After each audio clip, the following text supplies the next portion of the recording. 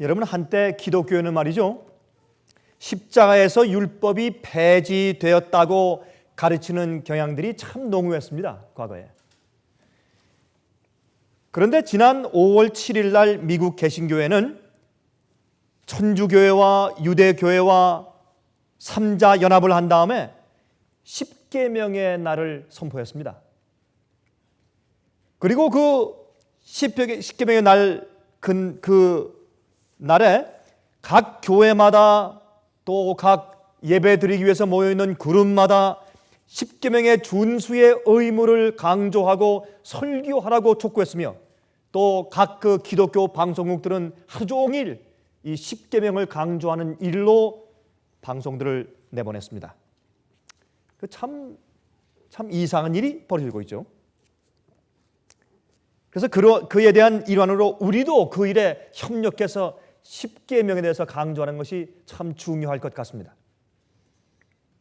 여러분, 이 기독교 안에서 지금 사용되고 있는 단어들 가운데서 말이죠, 우리 이 교회 안에서 지금까지 사람들이 사용하고 있는 그 단어들의 개념들 가운데서 가장 많이 오해되고 있는 개념이 바로 율법주의에 대한 개념입니다. 율법주의. 사람들이 조금만 하면 그 율법주의야, 너무 그러지 마라, 너무 이렇게 꼬장꼬장하지 말아라, 너무 지나치게 하지 말아라 하는 식으로 율법주의에 대한 그런 비난들이나 고소를 많이 하는 그런 사회에 우리가 살고 있습니다. 자, 그래서 우리가 오늘 말이죠, 무엇이 율법주의인가, 우리 그것을 좀 이해하는 것이 좋겠습니다. 성경적으로 무엇이 율법주의인가. 사람들이 조금만 하면 율법주의 하는데, 또 율법주의를 가지 말아라 라고 말하는데, 율법주의나 아니면 바리새인주의가 도대체 무슨 뜻인지를 우리가 알고 사용하는 것이 참 중요할 것이라고 생각이 됩니다. 흔히들 사람들은 율법주의라고 생각하는 개념은요, 법대로 살려고 하는 경향이 율법주의다, 그렇게 생각을 해요. 법대로 살려고 한다. 여러분, 법대로 살려고 하는 것은 좋은 거 아닙니까? 그런데 그래서 이 좋게 율법대로 살려고 애쓰는 그것을 율법주의라고 고소한다면 이건 참 우리가 문제가 되는 것입니다. 그래서 좋은 행동들이나 좋은 순종의 생활까지 마치 율법주의로 오인되는 경우들이 많이다, 그 말입니다. 하지만 율법주의란 우리의 노력이나 순종 자체가 우리에게 영생을 준다고 생각하는 개념을 말하는 것이지, 다시 말하겠습니다. 율법주의란요, 우리의 노력이나 우리가 순종해서 하는 행동이나 순종 그 자체가 우리에게 구원과 영생을 준다고 생각하는 그 사상을 말하는 것이지, 훌륭한 노력 자체나 순종을 말하는 것은 아니라 말입니다. 이해하시겠습니까? 율법주의는 그 잘못된 개념이지, 순종이나 좋은 행동 자체를 가지고 율법주의다라고 고소하는 것이 아니라 말입니다. 여러분, 그렇다고 해서 의롭게 되는 것이나 영생은 언제나 하나님의 은혜지 우리의 노력을 가지고 얻어지는 것이 분명히 아니죠. 구원은 값없이 우리에게 주어지는 것입니다. 그러므로 율법주의란 잘못된 신조를 말하는 것이지, 올바른 행동들이나 철저한 순종 그 자체를 정죄하는 단어가 아니라고 말입니다. 그것을 좀 이해하는 것이 참 중요할 것 같습니다. 그래서 의의 행동들과 순종은 하나님께서 반드시 요구하시는 조건들입니다. 우리가 의의 행동과 순종 때문에 구원받는 것은 아니나, 의롭게 되고 구원받은 자에게 의로운 행동과 의의 삶을 사는 열매가 없는 것은 그의 구원이 가짜란 말입니다. 그래서 이 두 가지는 서로 떼어놓을래야 떼어놓을 수 없는 것인 것을 우리가 알아야 할 것입니다. 그러므로 율법주의란 누가 어떻게 행하느냐에 있는 것이 아니고, 다시요, 율법주의란 누가 어떻게 무엇을 행하고 사느냐에 있는 것이 아니라, 율법주의란 그렇게 행하는 사람의 동기에 달려 있습니다. 어떤 동기를 가지고 그렇게 살고 행하느냐, 거기에 달려 있는 것입니다, 율법주의란. 그래서 율법주의란 올바른 행위를 잘못된 동기를 가지고 행하는 것이 율법주의입니다. 그렇죠? 우리가 다시 분명하십니다. 우리가 올바른 생활을 살고 법을 지키고 계명을 지키며 의로운 생활 사는 그 자체가 너무 법을 강조하기 때문에 율법주의다, 그게 아니고 올바른 삶을 살려고 애쓰는데 올바른 삶을 살고 의로운 행동을 하는 마음의 동기가 잘못되어 있는 것을 율법주의라고 하는 것입니다. 그렇게 함으로 내가 구원을 쌓아나가는 것이다. 내가 이 올바른 행위와 의로운 행동을 함으로 내가 구원을 얻는 것이다 라고 느끼기 때문에 그것을 율법주의고 바리새주의라고 우리가 명명하는 것입니다. 그래서 요한복음 14장에 있는 말씀을 좀 펴서 보십시다. 자, 요한복음 14장 15절을 먼저 보십시다. 요한복음 14장 15절. 너희가 나를 사랑하면 나의 계명을 좋아할 것이라 그랬습니까? 지키리라. 이거는 뭐 여두리가 없는 분명한 명령이요. 너희가 나를 사랑하면 내 계명을 지킬 것이라. 10계명은 말이죠, 하나님께서 사실은 이렇게 하지 말아라, 저렇게 하지 말아라, 이렇게 해라 라는 말씀하신 것이지만은, 그러나 그것을 사실 히브리에 있는 원어에 있는 의미를 좀 더 되살리기 위해서 우리가 좀 의역해서 번역을 한다면 이런 뜻이 되죠. 너희가 나를 사랑하면 다른 신을 내게 두지 않으련만. 너희가 나를 사랑하면 내 이름을 망령되이 일컫지 않을 텐데, 너희가 나를 정말 사랑하면 내 이웃에게 거짓 증거하지 않겠지? 너희가 나를 사랑하면 탐내지 않을 것이야. 그런 뜻이 되지 않겠습니까? 그러므로 여기에 예수님께서 그 말씀을 말씀하기를 너희가 나를 사랑하면 나의 계명을 지키리라 이렇게 말씀했습니다. 그리고 21절, 23절, 24절 보십시다. 나의 계명을 가지고 지키는 자라야 나를 사랑하는 자니 나를 사랑하는 자는 내 아버지께 사랑을 받을 것이요 나도 그를 사랑하여 그에게 나를 나타내리라. 또 24절. 예수께서 대답하여 가라사대 사람이 나를 사랑하면 내 말을 지키리니 내 아버지께서 저를 사랑하실 것이요 우리가 저에게 와서 거처를 저와 함께 하리라. 나를 사랑하지 아니하는 자는 내 말을 지키지 아니하나니 너희의 듣는 말은 내 말이 아니요 나를 보내신 아버지의 말씀이니라 그랬습니다. 여기 보면 하나님의 계명을 지키는 것을 사랑으로 연결시켰기 때문에, 그 동기가 사랑이기 때문에 예수께서 말씀하신 것은 이건 의로운 삶이라 말씀하신 것입니다. 너희가 나를 사랑하면 나의 계명을 지킬 것이라 라고 말씀하신 것입니다. 이것은 율법주의가 아닙니다.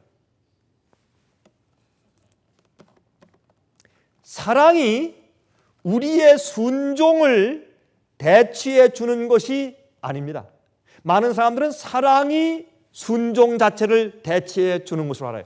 그래서 이 사랑에 대해 생각할 때 사랑을 마음 가운데 있는 어떤 느낌이나 감정 아니면 어떤 자기의 가지고 있는 어떤 개념으로 생각을 합니다. 사랑은 그것이 아니라 성경이 말하는 사랑은 무엇이냐면 사랑은 원칙입니다. 너희가 날 사랑하느냐? 내 계명을 지켜라. 너희가 이웃을 사랑하느냐? 그럼 가늠하지 말아라. 너희가 이웃을 사랑하느냐? 도적질하지 말아라. 그게 사랑이에요. 성경이 말하는 사랑은 원칙이지 우리 마음 가운데 가지고 있는 감정이 아니에요. 물론 감정이 있어야죠. 우리 사람들은 이성과 감정이 합쳐져 있으니까 우리의 품성이라고 하는 것은 우리의 생각과 우리의 감정이 합쳐졌을 때 그것을 우리의 성품이라고 부르니까 말이죠. 그걸 이해합니다만은, 그러나 사랑 자체가 오늘날 유행가에서 나오는 그 사랑이 아니란 말입니다. 우리가 아이스크림을 사랑한다. 왜 사랑합니까? 아이스크림이 나를 즐겁게 해주니까 사랑하죠. 맛이 좋고 혀에 닿을 때 짜릿하고 시원하고 달콤하고, 물론 그것은 내 속에 들어가서 내 위장에 좋지 않은 결과를 줄지라도 일단은 어떻게 해요? 내 입에 내 감각에 즐거움을 주니까 사랑합니다. 그래서 오늘날 많은 청년들이 사랑할 때 왜 그랬습니까? 야, 참 멋있다, 예쁘다, 미인이다, 참 잘생겼다, 나한테 참 잘해준다, 문을 다 열어주고 참 예모가 있다, 나를 즐겁게 한다, 분명히 앞으로 나한테 잘해줄 것이다. 그게 사랑인 줄 압니다. 아닙니다. 그것은 초콜릿을 사랑하는 것이나 아니면 예쁜 옷을 사랑하는 것이나 아니면 맛있는 반찬을 사랑하는 것과 똑같은 개념의 사랑인 것을 우리가 아는 것입니다.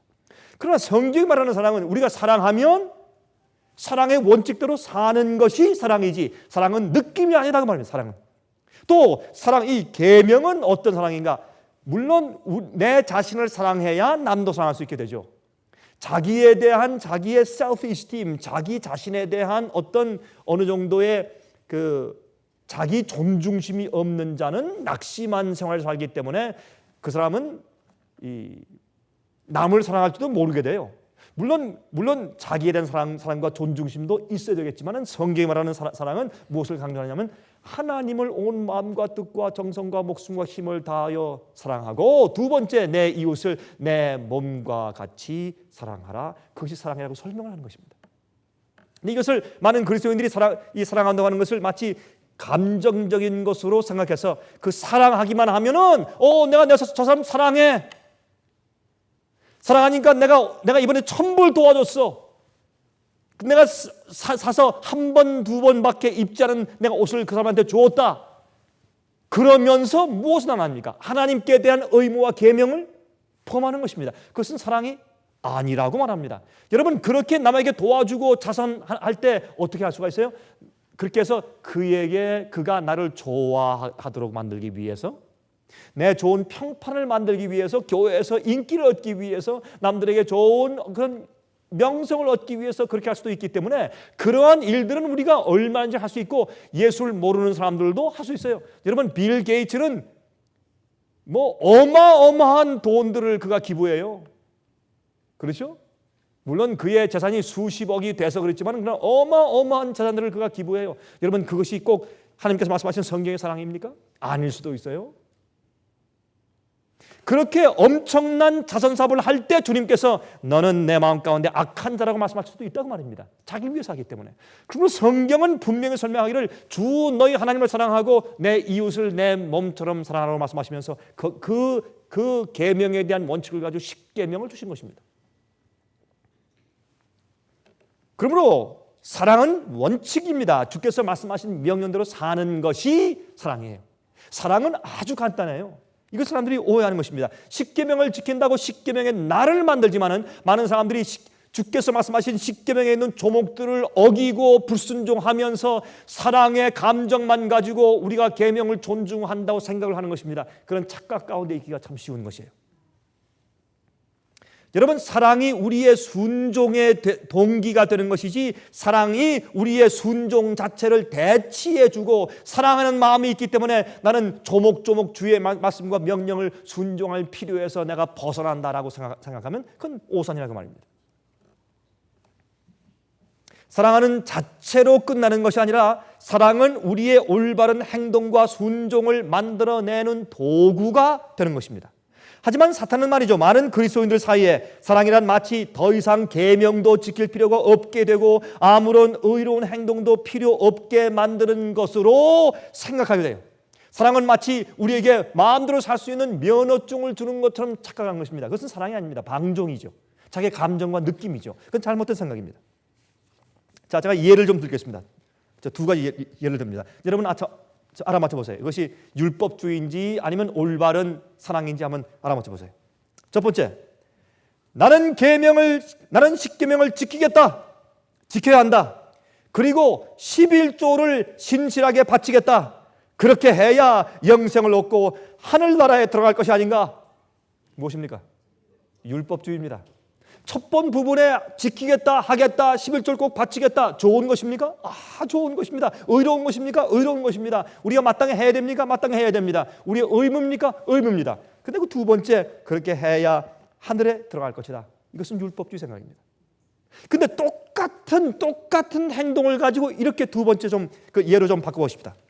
예수께서 나를 이렇게 사랑하셔서 십자가에 가실 때까지 당신 자신을 나를 위하여 내어 주심으로 내가 영생을 얻을 수 있도록 해 주셨으니 나는 기쁜 마음으로 주의 명령인 하나님의 계명을 지킬 것이다.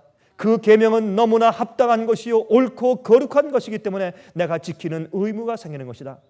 그리고 나의 11조를 하나님께 철저하게 드리는 일은 너무나 당연한 일이요 그렇게 해서 진리를 모르는 자들이 하나님의 진리와 예수님을 알 수 있도록 도와주는 것이 나의 의무이니까. 율법주의입니까? 사랑입니까? 사랑입니다.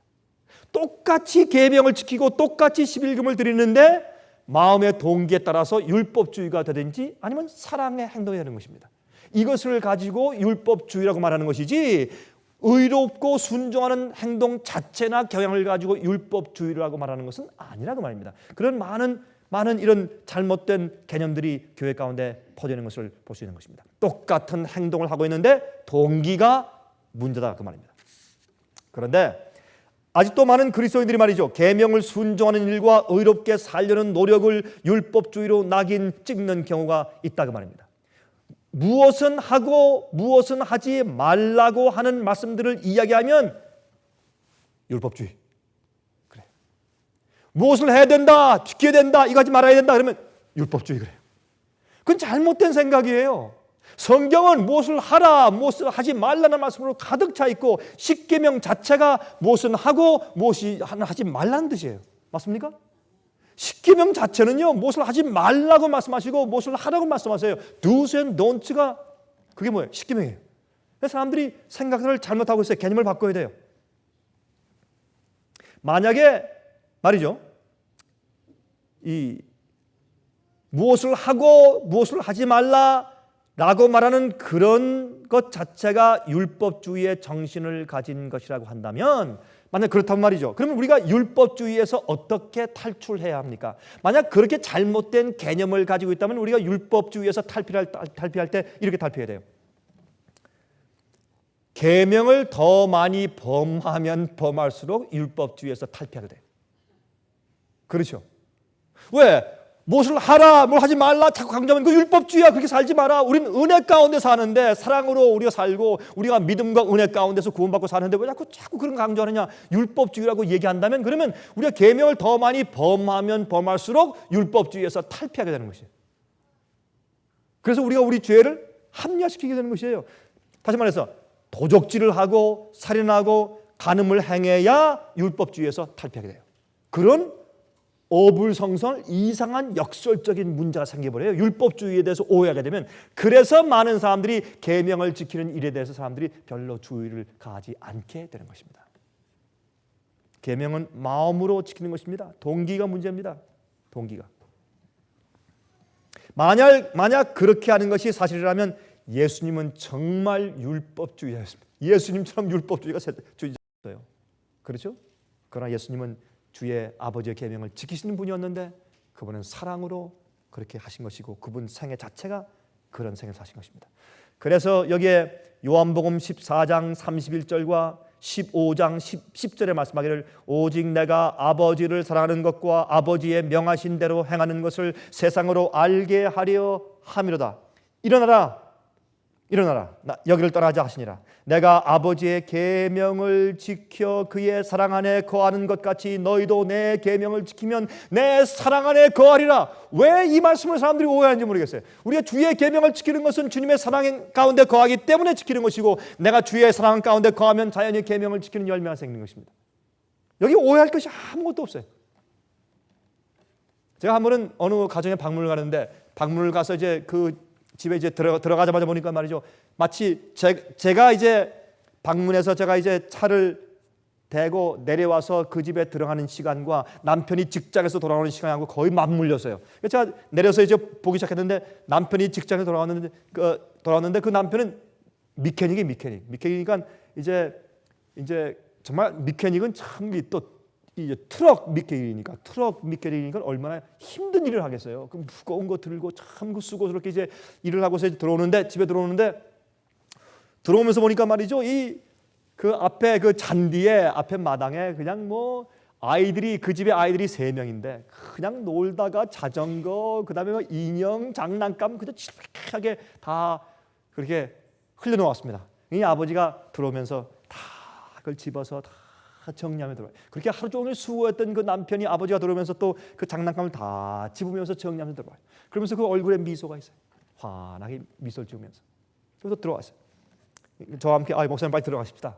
같이 들어가니까 또 들어가자마자 보니까 그 집안의 리빙룸이 똥망이에요. 또 아주 엉망이에요. 뭐 아이들이 양말 벗어 던지고 신발 벗어 던지고 말이죠. 그다음에 옷 벗어 던지고 엉망이니까 또 이 남편이 또 그 들어오자마자 또 그걸 다 다 집어서 빨래통에 집어넣고 다 정리하며 들어와요. 그러면서 그 아버지 얼굴에 미소가 있어요. 또 조금 있으면 엄마가 저쪽 저 바th룸에서 또 소리가 들려요. 여보, 당신이에요? 잘 왔어요. 지금 저 타월 좀 갖다 줘. 타월이 없어요. 그러니까 또 쫓아가서 또 타월을 갖다가 또 아이를 목욕시키고 있는 거 엄마가 또 타월 다 갖다 주고 그렇게 해요. 근데 제가 그 모습을 옆에서 가만히 지켜보니까 전혀 부담이 아니에요. 아주 즐거움으로 얼굴에 미소를 머금고. 왜? 사랑하니까 가족을. 자기 아이들 일이니까, 자기 부인 일이니까. 그것은 부담이 아니에요. 그래서 성경은 계명은 부담이 아니라고, 우리에게 짐이 아니라고 계명에 대해서 성경은 설명하고 있단 말입니다. 그래서 율법주의에 대한 잘못된 개념이 하나님의 명령과 계명들에 대한 잘못된 태도를 가지게 하는 것입니다. 여러분, 하나님께서 우리에게 계명을 주시고 명령을 주실 때 불완전해서 바꾸거나 없애버릴 필요가 있는 것으로 주시지 않았어요. 계명을 주신다면 너무 완전해서 더 이상 거기 더 보탤 것이 없다 그랬어요. 그것이 십계명이에요. 영원히 불변하는 것입니다. 그래서 로마서 7장 12절에 말씀하기를 이로보건대 율법도 거룩하며 계명도 거룩하며 의로우며 선하도다. 시편 19장 7절 8절 여호와의 율법은 완전하여 영혼을 소성케 하고 여호와의 증거는 확실하여 우둔한 자로 지혜롭게 하며 여호와의 교훈은 정직하여 마음을 기쁘게 하고 여호와의 계명은 순결하여 눈을 밝게 하도다. 계명은 좋은 것이에요. 의로운 것이에요. 우리를 소생케 하고 우리를 의롭게 만들고 선하게 만드는 것이에요. 계명은. 또한 요한계시록 14장 9절부터 12절까지 말씀하기를 또 다른 천사 곧 셋째가 그 뒤를 따라 큰 음성으로 가로되 만일 누구든지 짐승과 그의 우상에게 경배하고 이마에나 손에 표를 받으면 그도 하나님의 진노의 포도주를 마시리니 그 진노의 잔에 섞인 것이 없이 부은 포도주라. 거룩한 천사들 앞과 어린 양 앞에서 불과 유황으로 고난을 받으리니 그 고난의 연기가 세세토록 올라가리로다. 짐승과 그의 우상에게 경배하고 그 이름의 표를 받는 자는 누구든지 밤낮 쉼을 얻지 못하리라 하더라. 성도들의 인내가 여기 있나니 저희는 하나님의 계명과 예수 믿음을 지키는 자니라. 여기에 있는 짐승의 표의 환란을 말하면서 세 번째 천사가 외치면서 말하는 내용을 보면 여기에 하나님의 백성들과 짐승의 표를 받은 백성들 사이에 차이가 생기고 살아계신 하나님의 인을 받은 자들과 짐승의 표를 받고 짐승의 우상에게 경배한 자들의 두 무리가 갈라지는데 첫 번째 무리는 무엇입니까? 예수 믿음은 강조해요. 하지만 주님의 계명을 지키는 경험은 없는 것입니다. 여기 짐승의 표를 얘기할 때 짐승의 표만 강조하지 말고 짐승의 표를 강요하는 뒤에 세력인 짐승이 누구냐 말이에요. 짐승. 그 짐승의 세력에 대해서 우리가 분명히 알고 있잖아요. 저희 비디오를 통해서 보는 분들이나 아니면 인터넷을 통해서 보는 분들도 이제 저희가 이제 설명한 요한계시록 세미나를 통해서 또 다니엘 세미나를 통해서 아니면 우리 월간지를 통해서 여러분들은 이미 짐승의 표의 그 의미가 무엇인지 대부분 아는 분들이 이제 이 설교를 들으실 거예요. 무슨 뜻입니까? 여러분, 이 짐승의 세력은 중세기에 로만 캐토릭에 있는 교황권이 한 일에 대해서 다니엘과 요한계시록은 역사적으로 정확하게 지목하기를 그것이 짐승의 세력과 역사라고 딱 지목해서 말씀을 해준 것입니다. 아무도 부인할 길이 없어요.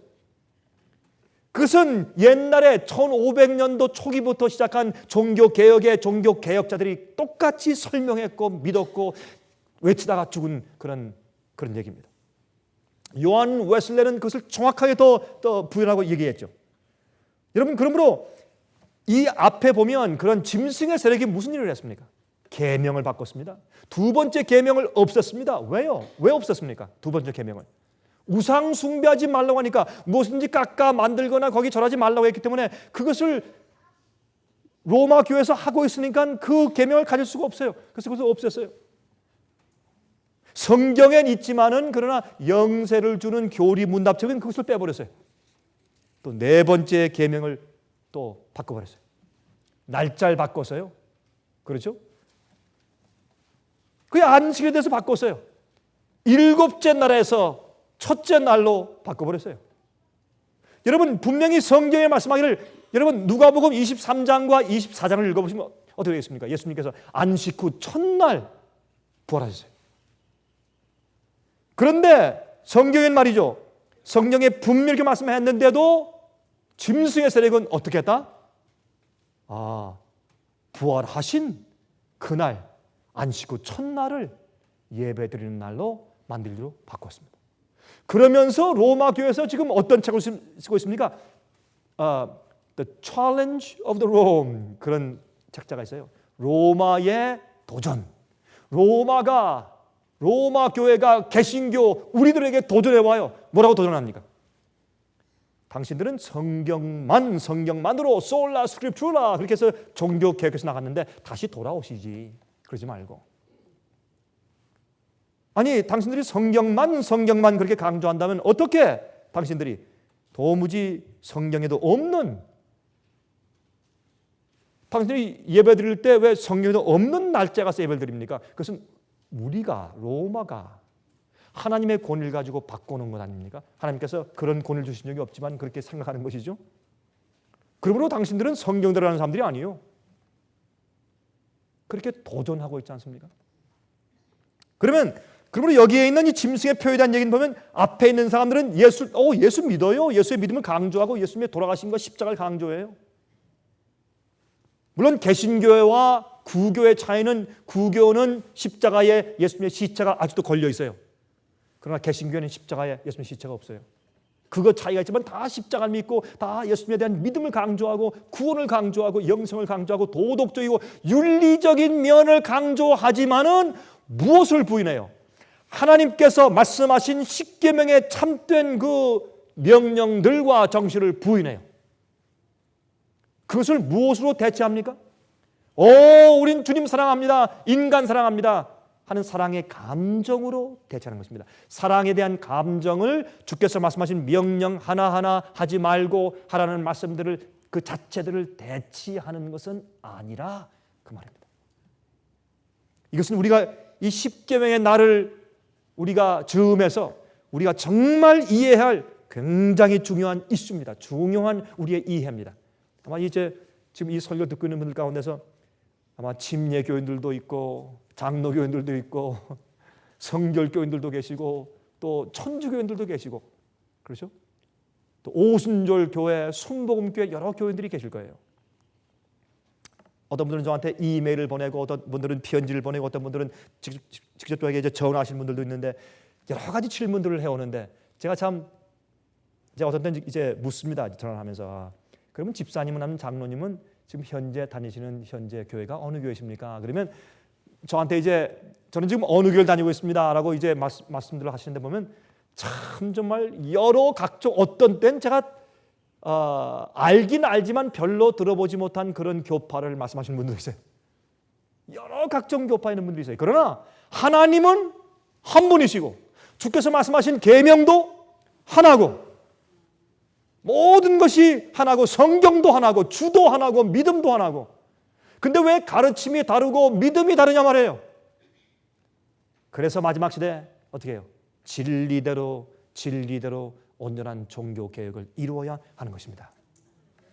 그러므로 마지막 시대에 참된 성도는 짐승의 표를 받지 않고 그 우상에게 경배하지 않은 사람들의 특징은 뭐냐면 그들은 두 가지 특징이 있는데 그들은 예수의 믿음을 가지고 있을 뿐만 아니라 그들은 하나님의 계명을 지키는 사람들이다. 그렇게 말씀하고 있어요.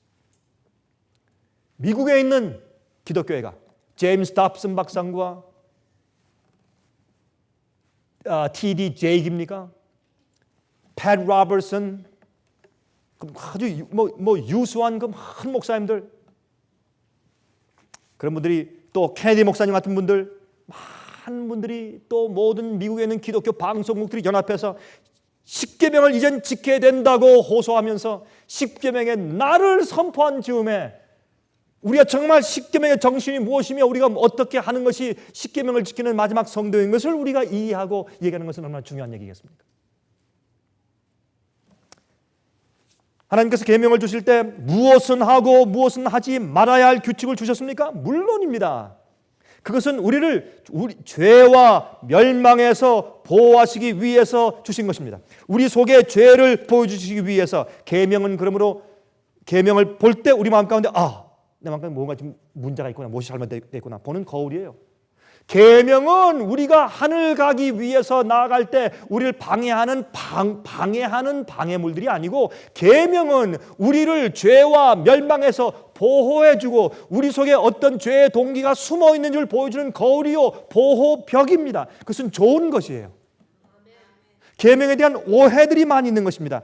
그리스도인들은 하나님의 계명을 지키는 사람들입니다. 그러나 그 계명들이 우리들에게 구원을 주는 것은 아니에요. 구원은 예수께서 주시는 것입니다. 그러나 순종은 은혜로 구원받은 그리스도인들에게 반드시 나타나야 하는 열매인 것입니다. 십계명 자체가 우리에게 용서를 주는 것은 아니지만, 계명은 우리가 그리스도 안에 살고 있는지 아닌지를 알려주는 중요한 거울 같은 부분을 담당하고 있는 것입니다. 여러분, 하나님께서 에덴 동산에서부터 인간들이 하나님의 계명을 순종하면서 살아야 한다는 것을 말씀하시고 그것을 영생의 조건으로 삼으셨습니다.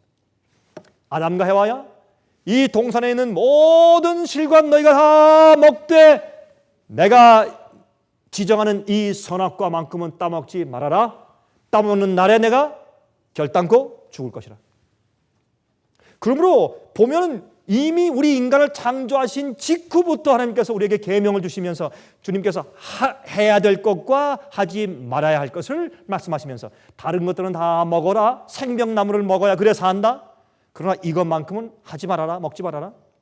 해야 될 것과 하지 말아야 될 것이 이미 인간이 창조된 다음부터 에덴 동산에서부터 존재했어요. 그것을 순종하면 영원히 살고 순종하지 않으면 죽는 것이에요. 하나님 안에는 반드시 주님의 명령을 순종하면 살고 불순종하면 죽는 것입니다. 왜 이것 때문에 그리스도인들이 불평한지 모르겠어요. 그러면 주님께서 내게 뭐라고 말씀하시는가 알고 싶으면 성경을 읽어서 공부하면 돼요. 십계명을 공부하면 돼요. 연구하면 돼요. 그리고 지키고 순종하면 돼요. 근데 사람들이 말이죠, 어떻게 합니까? 자기가 편리할 때까지만 순종해요. 그리고 그 지점이 딱 지나서 조금이라도 자기에게 불편을 준다든지 어려움을 주면 싹 들어서요. 아주 토라져요. 그걸 우리가 뭐라 그래요? 토라지는 사람을 우리가 뭐라 그래요? 아이들. 아주 셀쭉하죠. 셀쭉하고 탁 토라지고 아이들이 그렇잖아요. 근데 문제는 어른들이 그러니까 문제가 어른들이 셀쭉하고 돌아서고 그러니까 문제예요.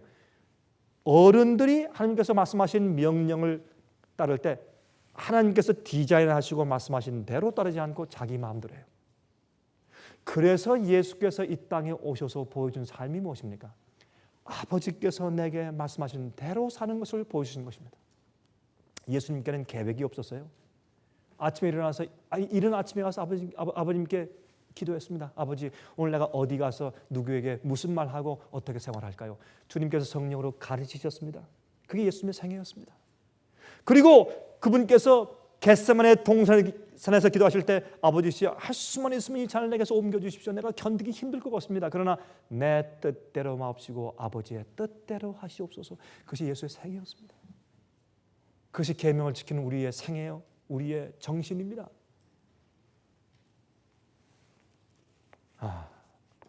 이렇게 영생의 조건으로 주셨는데 이것을 가지고 사람들은 율법주의다 그래요. 우리가 은혜로 믿음으로 구원받았는데 왜 또 조건을 세우느냐 그래요. 아니에요. 그래서 요한 웨슬레를 영국에 있는 옛날 초기 장로교회가 요한 웨슬레를 발로 차서 출교시켜 내보냈어요. 출교당에 내쫓김 당했어요. 그래서 감리교회를 세웠어요. 감리교회는 영어로 메소디스트라는 뜻은 있는 그대로 직역하면 영어로 방법론자들 놀리는 말이에요. 왜 놀렸습니까? 아니, 성경에는 우리가 믿음으로 은혜로 구원받는다고 되어 있는데 무엇도 구원받기 위해서 성결한 생활을 살아야 된다, 주의 계명을 지켜야 된다, 우리의 품성이 발전하고 성화의 열매를 맺어야 된다 하는 것을 조건으로 설명하느냐? 요한 웨슬레는 우리가 믿음으로 구원받은 자에게는 반드시 성화의 열매가 있어야 되고 성화의 열매가 없으면 구원이 없다고 말하는 구원의 조건을 달았어요. 그게 성경이 말씀하시는 거거든요. 그러니까 믿음으로 구원이 끝났고 한번 구원받으면 영원히 구원받아 버렸다고 생각하는 사람들이 요한 웨슬레를 싫어해서 내쫓아버린 것입니다. 지금도 마찬가지예요. 지금도 십계명의 나를 선포하고 이것을 강조하는 기독교에서 아직까지 이 문제에서 오해하고 있다고 말입니다. 그러므로 주께서 말씀하신 것을 따라 행하는 것은 영생의 조건으로 되어 있는데 그 조건을 행하는 자체가 율법주의가 아니라 잘못된 동기로 행하는 것이 율법주의인데, 우리가 사랑하는 마음으로 주의 뜻대로 사는 것은 그것은 율법주의가 절대로 아니고 반드시 그리스도인이 행해야 할 우리의 의로운 삶인 것입니다. 그러므로 누가복음 16장 10절에 말씀하기를 지극히 작은 것에 충성된 자는 큰 것에도 충성되고 지극히 작은 것에 불의한 자는 큰 것에도 불의하니라. 마태복음 15장 17절부터 20절까지 말씀하기를 내가 율법이나 선지자나 폐하러 온 줄로 생각지 말라. 폐하러 온 것이 아니요 완전케 하려 함이로다. 진실로 너희에게 이르노니 천지가 없어지기 전에는 율법의 1.1획이라도 반드시 없어지지 아니하고 다 이루리라 그랬습니다. 다 이룰 것이라.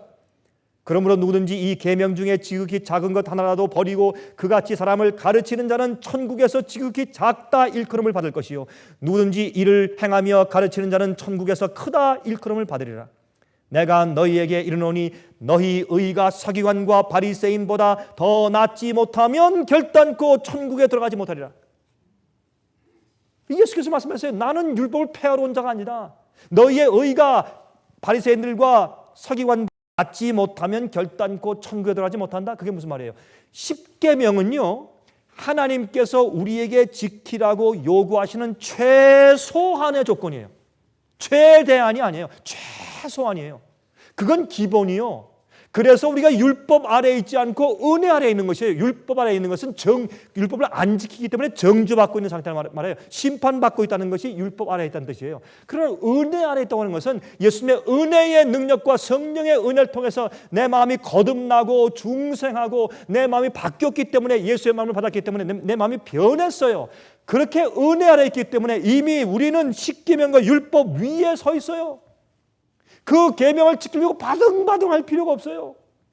이거 지켜 내가 구원받는데 이거 해야지 저거 해야지 바등바등할 필요가 없어요. 이미 지키는 은혜스러운 마음이 내 마음 가운데 들어갔기 때문에 은혜 아래에 있는 것이에요.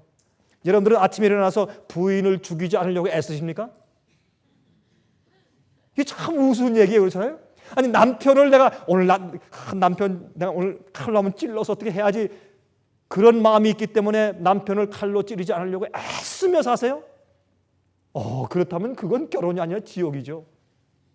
아니 남편의 주머니에서 돈을 훔칠 그런 욕망을 억제하려고 애써요, 여러분? 아니잖아요. 왜 안 해요? 그거는 이미 지난 거예요. 그건 옛날에 하던 짓이지. 이미 지나서 은혜 아래 있기 때문에, 사랑 가운데 있기 때문에, 그게 그런 뜻이에요. 남편과 아내와 남편이 사랑 가운데 있기 때문에 서로 간음하지 않고 도둑질하지 않고 살인하지 않고 거짓 증거하지 않으려고 애쓸 필요가 없어요. 그건 아주 초보적인 것이요. 이미 지나갔어요. 나는 사랑 안에서, 은혜 안에서 이미 그 위에서 더 높은 표준을 향해서 나아가고 있어요. 내가 부인을 어떻게 더 기쁘게 해줄까? 내가 남편을 어떻게 더 기쁘게 해주고 내가 더 신실할 수 있을까? 그걸 생각하는 것이지, 어떻게 하면 내가 살인하지 않고 거짓말하지 않고, 이거는 기초적인 일이에요. 그러므로 십계명에 있는 조건들은 내가 어떻게 하나님을 사랑하며 내 이웃을 어떻게 사랑하는지에 대한 아주 기본적인, 가장 기초적이고 가장 최소한의 요구지, 최대한의 요구가 아닌 것을 많은 그리스도인들은 이해하고 살아야 할 것입니다. 또한 잠언 23장 7절에 아까 읽은 말씀 가운데서 만약 이 계명 중에 지극히 작은 것 하나라도 버리고 또 그같이 가르치면 천국에서 지극히 작다 일컬음을 받을 것이요.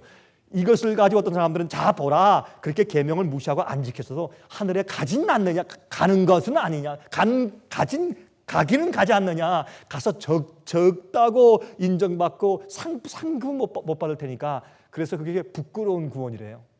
세상에 사람들이 별말을 다 만들어내요.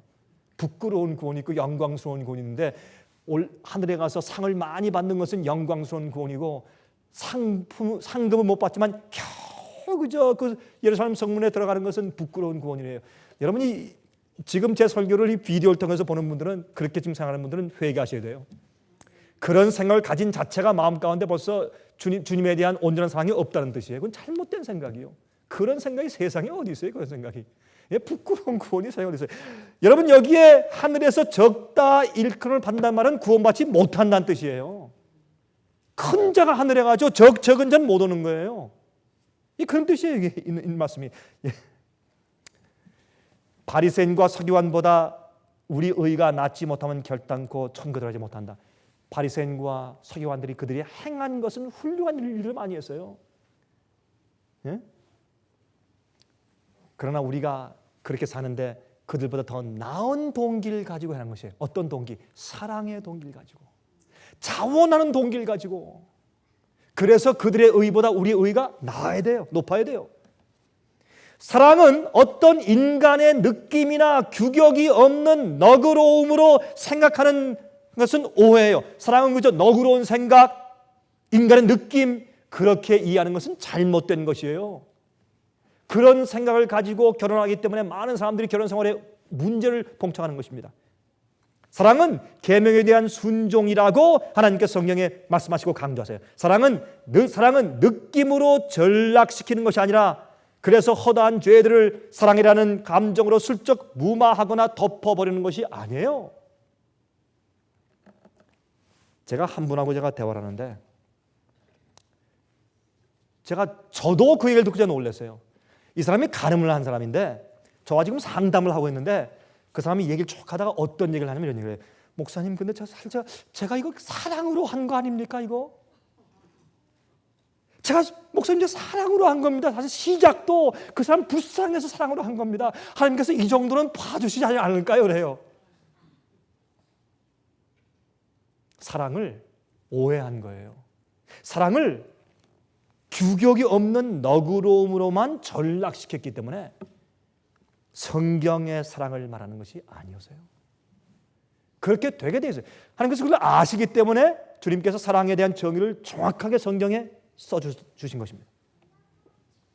율법주의는 제가 다시 말하지만 무엇을 행하는 면이 아니고 왜 그것을 행하는지에 대한 동기의 문제가 율법주의를 만드는 것입니다. 그러므로 마태복음 22장 37절부터 40절에 말씀하기를 예수께서 말씀하시되 내 마음을 다하고 목숨을 다하고 뜻을 다하여 주 너희 하나님을 사랑하라 하였으니 이것이 크고 첫째 되는 계명이요 둘째는 그와 같으니 내 이웃을 내 몸과 같이 사랑하라 하셨으니 이 두 계명이 온 율법과 선지자의 강령이라. 강령이 뭐예요? 요점이에요. 성경의 모든 율법과 선지자가 뭐예요? 예수님 당시에 구약 성경이라는 뜻이었어요. 성경. 구약 성경이 무엇이 있습니까? 선지서들, 율법서가 뭐예요 또? 모세의 오경, 그게 율법서 아니에요? 모세 율법 책들? 그래서 성경 전체라는 뜻이에요. 성경 전체를 요약하면 두 가지로 말할 수 있는데 첫 번째, 하나님 사랑하고 두 번째, 이웃 사랑하고. 그것이 계명 지키는 것이에요. 근데 그 계명을 지킬 때 하나님을 사랑하는 방법이 뭐예요? 첫째부터 넷째까지 말씀하신 대로 내가 순종하는 것이에요. 왜? 주님을 존경하고 사랑하기 때문에. 또 이웃이라는 것은 다섯째부터 열째까지 지키는 것이에요. 왜? 내가 이웃을 사랑하기 때문에. 그러므로 십계명의 조목들 하라 하지 말라는 것은 최소한의 요구고 거기서부터 우리가 점점 더 우리가 높은 의의 표준으로 올라가야 되는 것입니다. 사랑이 순종을 대체하는 것이 아닙니다. 그래서 누가복음 6장 46절에 예수께서 통탄하며 말씀하셨어요. 한번 들어보십시다. 예수께서 말씀하셨어요. 너희는 나를 불러 주여 주여 하면서도 어찌하여 나의 말하는 것을 행치 아니하느냐? 이거 율법주의예요? 정말 율법주의처럼 들리죠? 그러니까 그것은 사랑이에요. 너희는 주여 주여 하지만 날 사랑하지 않는다 그 말이에요. 두 번째, 마태복음 7장 21절 나더러 주여 주여 하는 자마다 천국에 다 들어갈 것이 아니요 다만 하늘에 계신 내 아버지의 뜻대로 행하는 자라야 들어갈 것이라. 내 아버지의 뜻대로 원칙대로 행하고 따르고 순종하는 자가 아버지를 사랑하는 자다. 그런 뜻이에요. 성경 말씀은. 이것을 오늘날 세상의 유행가의 사랑에 대한 감정적인 느낌으로 사람들이 전락시켜서 내 마음 가운데 와 사랑의 감정이 있다. 난 주님 사랑합니다. 방언절하고 찬송하고 박수치며 찬송하며 아주 신나게 예배를 드리고 또 눈물 흘리고 나면 마치 마음 가운데 감정적으로 하나님을 사랑하는 것처럼 착각하도록 만들게 되는 것입니다. 그러나 사랑은 원칙이요 성경 말씀을 따라 사는 것이요 성령께 구해서 내 죄의 본성을 쳐서 복종시키고 주님의 뜻대로 사는 것이 사랑입니다. 성경은 그렇게 설명하고 있는 것입니다. 이거 사람들이 오해하고 있는 것이에요. 마치 그래서 이제 텔레비전을 보면서 연속 방송을 볼 때 젊은 남녀가 사랑하는 것 같은 그런 뜨끈뜨끈한 사랑의 감정을 마치 계명을 지키고 신앙을 가진 사랑처럼 오해하고 곡해하게 되는 것입니다. 여러분, 제가 집회하고 난 다음에 사람들한테 보시면서 당신한테 좀 이런 문제가 있지 않습니까? 이거 고쳐야죠. 이거 바꿔야죠. 아니 목사님, 난 주님 사랑하고 난 주님께서 날 이미 구원하셨고 처음 얘기할 때 주님 사랑하십니까? 다 아멘 손 들고 뭐 그래요. 또 주의 뜻대로 살기 원하십니까? 아멘 해요. 주님께서 순종하기 원하십니까? 아멘 해요. 근데 그들 생활 가운데 있는 문제를 지적하면서 이것은 주의 뜻대로 사는 것이 아니지 않습니까? 이거 바꿔야 되겠죠? 말씀대로 하면 금방 말이 달라져요. 나 주님 사랑하고 주님 나 사랑하시고 내가 구원받았는데 왜 그러십니까? 금방 말이 바뀌어요. 이렇게 사랑에 대한 오해가 생겼기 때문에 율법주의에 대한 개념이 잘못 뒤바뀌어져 있는 것입니다. 자, 그러면 우리가 어떻게 해야 되겠습니까? 여러분, 율법주의가 되지 않고 참되게 하나님의 계명을 지키는 사람이 될 수 있는 길은 어떤 길일까요? 여러분이시여, 로마서 13장 9절 10절에 말씀하기를 간음하지 말라, 살인하지 말라, 도적질을 하지 말라, 탐내지 말라 한 것과 그 외에 다른 계명이 있을지라도 내 이웃을 내 자신과 같이 사랑하라 하신 그 말씀 가운데 다 들었느니라. 사랑은 이웃에게 악을 행치 아니하나니 그러므로 사랑은 율법의 완성이라 그랬어요. 그 사랑은 성령께서 주시는 사랑이고 하나님의 사랑이에요. 우리 마음 가운데 계신 이 유행과 가사처럼 전락되어 있는 우리의 타락한 그런 심정을 가진 사랑의 그런 감정주의가 아니라 그 말입니다.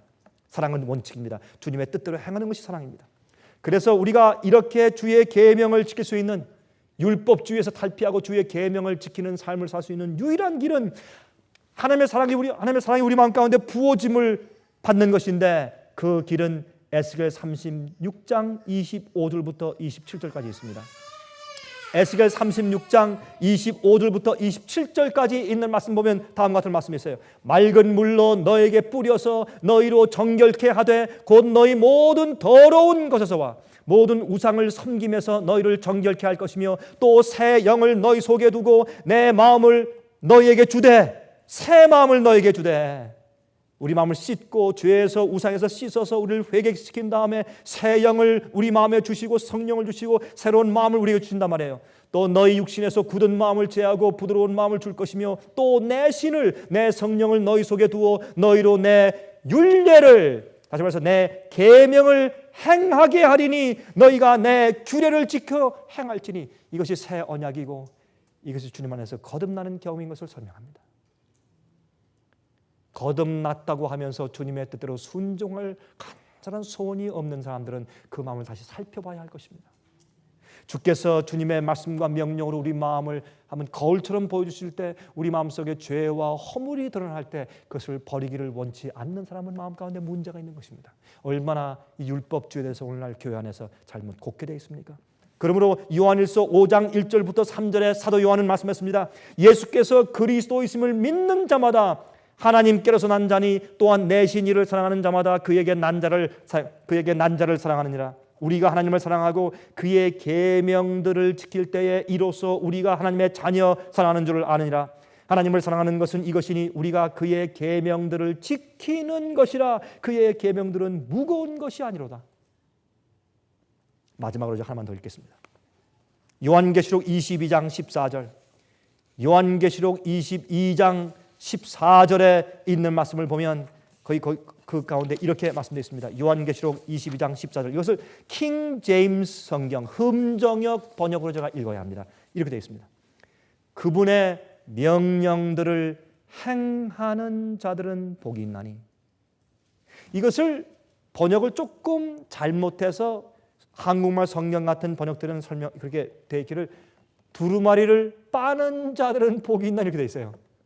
그게 번역이 사실 그것은 여러분 성경 번역 가운데서 조금 그것을 번역이 충분히 안 된 번역 가운데 하나가 바로 이 말씀인데, 원래 참된 번역은 이렇게 되어 있어요.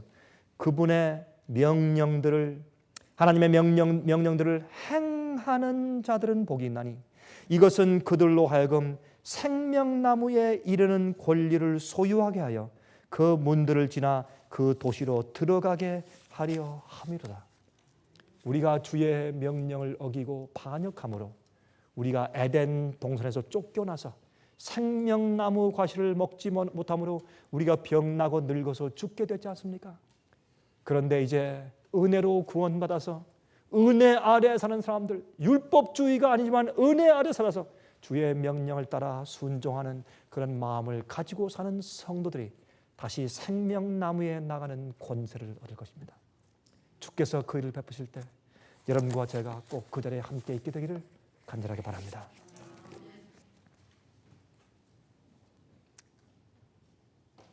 그 품성 자체가 사랑으로 충만하신 하늘에 계신 우리 아버지 하나님, 우리 마음속에 혹시 율법주의의 정신들이 있으면 해결해 주시옵소서. 주께 대한 거룩한 사랑과 주님께서 거듭나게 하신 심령으로 이웃을 사랑하기 때문에 주의 계명을 지키는 삶이 자연히 열매로 우리 생애 가운데 맺히게 도와주시옵소서. 잘못된 동기를 갖지 않게 도와주시며 주님이시여 주님과 함께 동행하고 우리가 주님 안에 있고 주께서 우리 마음 가운데 계시기 때문에 의로운 삶의 열매가 우리 생활 가운데 충만하게 해주시옵소서. 주여, 참으로 계명에 대한 중요한 또 올바른 인식이 주의 몸된 교회들에게 들어가 사람들이 이 문제에 대해서 오해하거나 곡해하지 않게 축복해 주시고 정말 진실된 동기를 가지고 사는 주의 참된 백성들에게 진리로 나아가게 주의 성령으로 인도하여 주시옵소서. 추수 때까지 인도해 주시옵소서. 예수 그리스도의 거룩하신 이름을 의지해서 간절하게 기도합니다. 아멘.